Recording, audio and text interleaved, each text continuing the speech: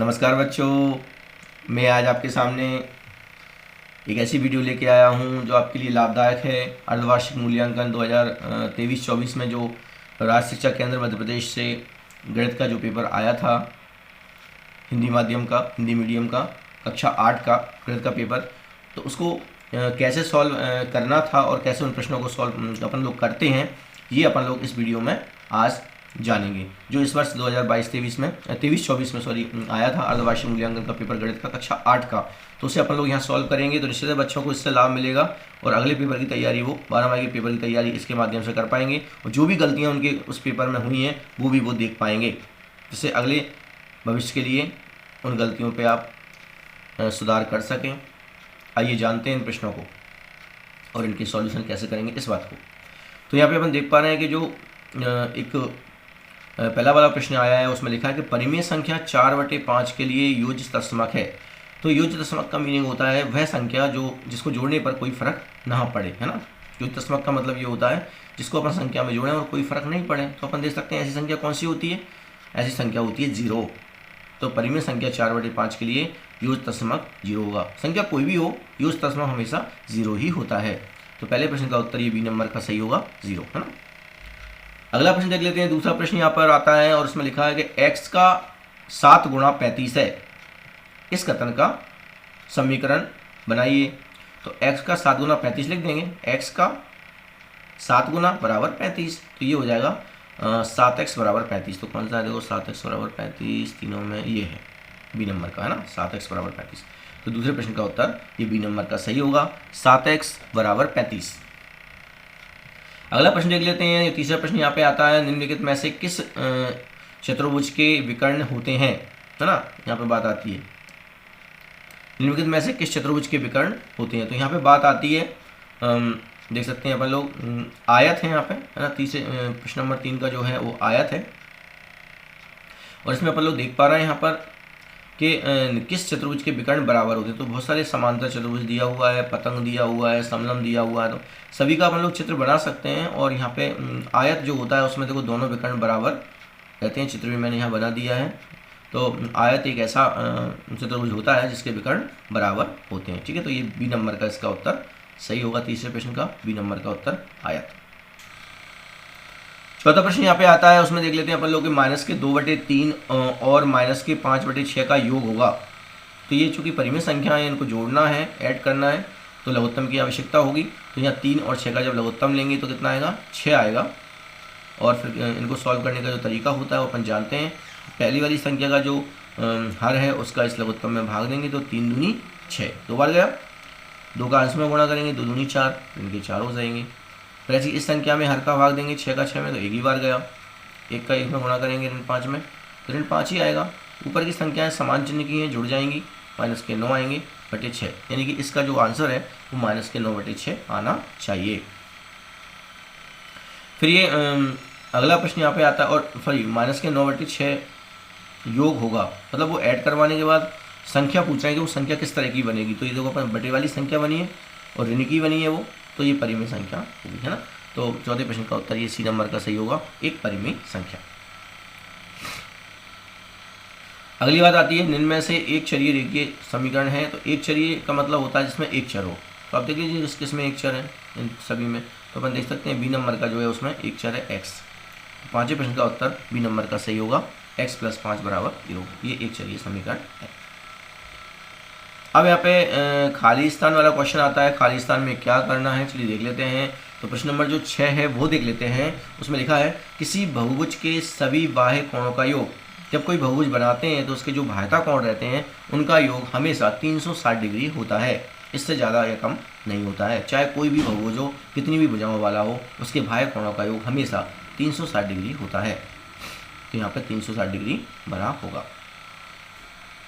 7वां प्रश्न है कि एक समचतुर्भुज है जिसका प्रत्येक कोण 90 का होता है। तो ऐसा कौन सा समचतुर्भुज होता है, समचतुर्भुज होता है वर्ग। वर्ग एक ऐसा समचतुर्भुज होता है जिसका प्रत्येक कोण 90 डिग्री का होता है, या 90 डिग्री उसकी माप होती है। तो यहाँ पे वर्ग भरा होगा। 8वां प्रश्न यहाँ पे देख लेते हैं। इसमें लिखा है, किसी समांतर चतुर्भुज के सम्मुख कोण बराबर होते हैं। तो यहाँ पे बात आती है कि किसी समांतर चतुर्भुज के सम्मुख कोण बराबर होते हैं।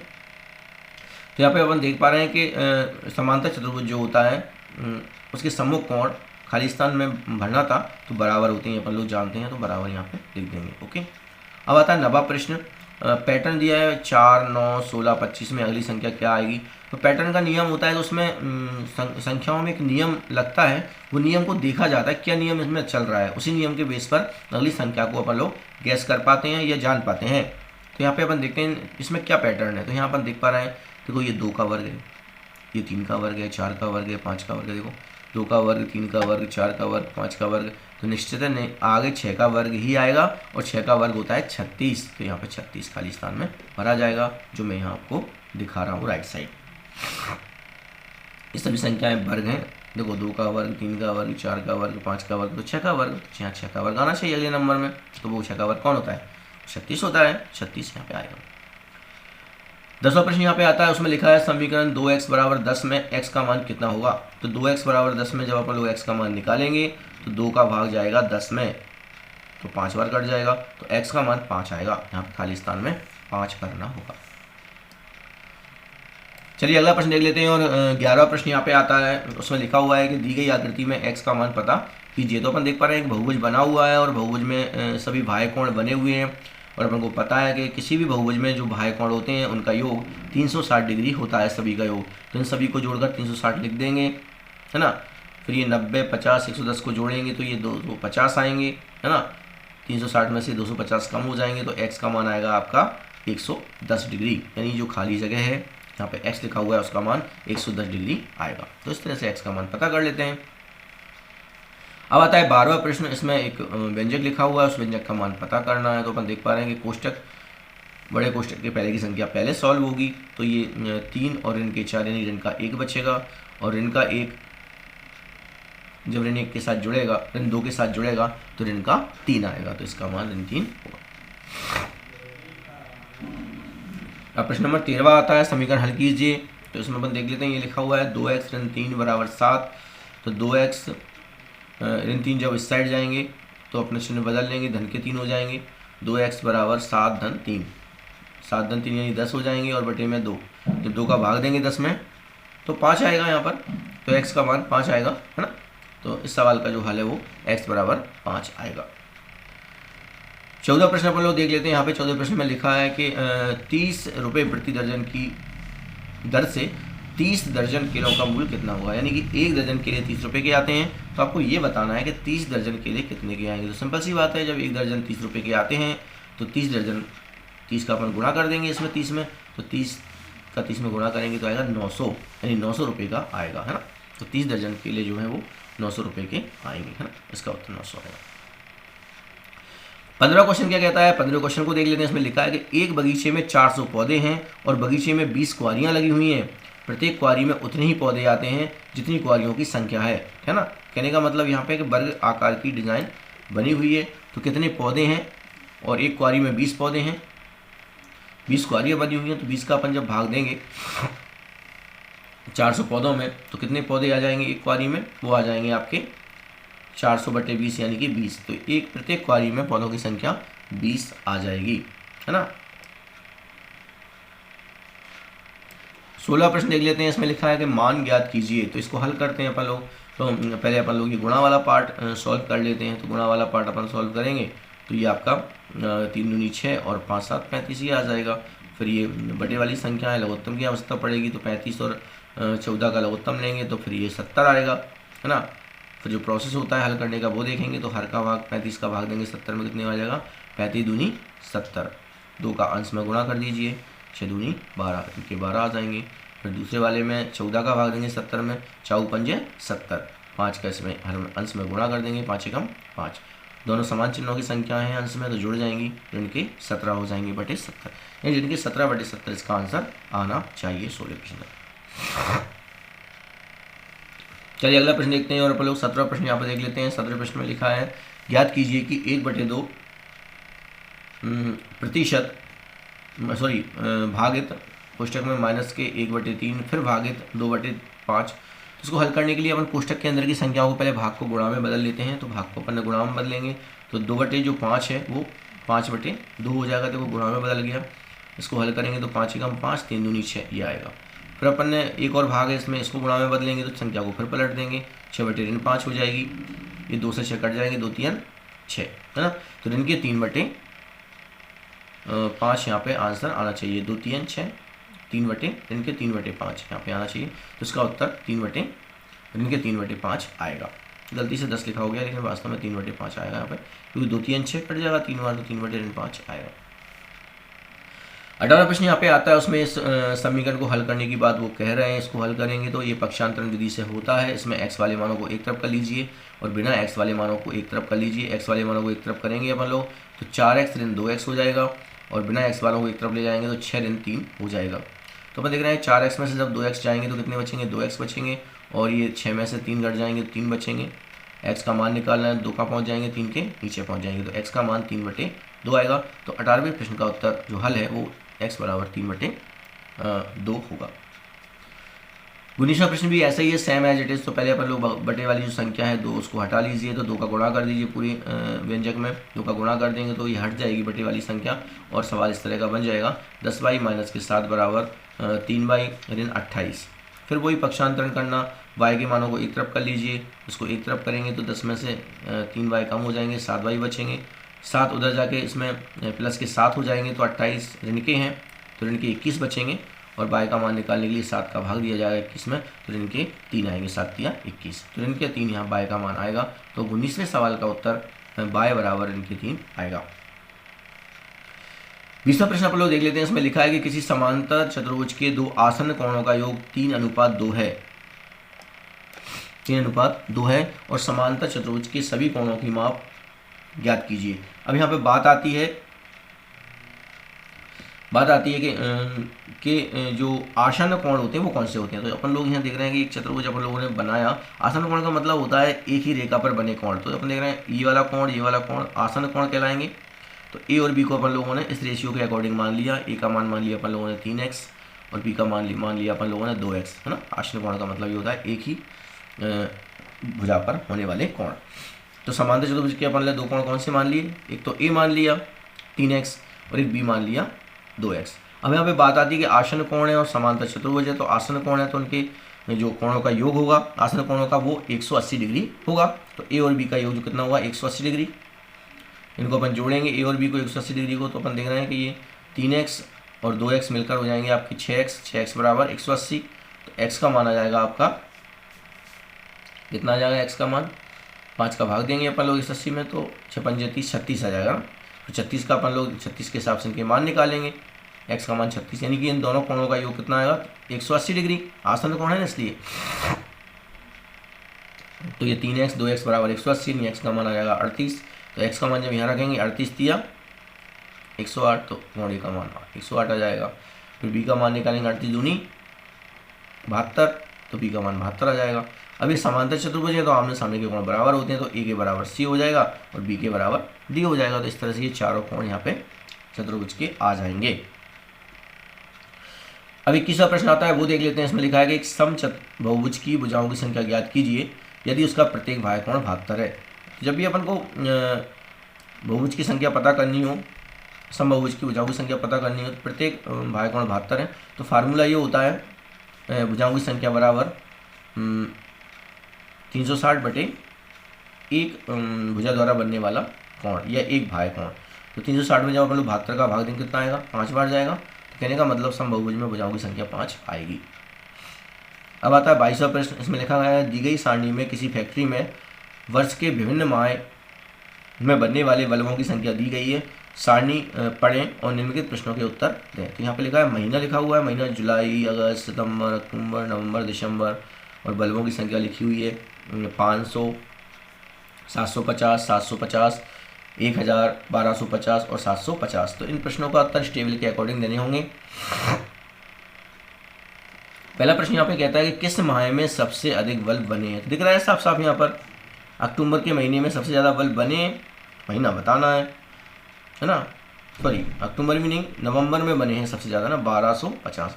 तो किस माह में सबसे अधिक बल्ब बने हैं, नवंबर के महीने में बने। देखो दिख रहा है आपको साफ साफ टेबल में सबसे ज़्यादा जो बल्ब बने हैं वो नवंबर के महीने में बने हैं। तो ये नवंबर अपन को लिखना है ना।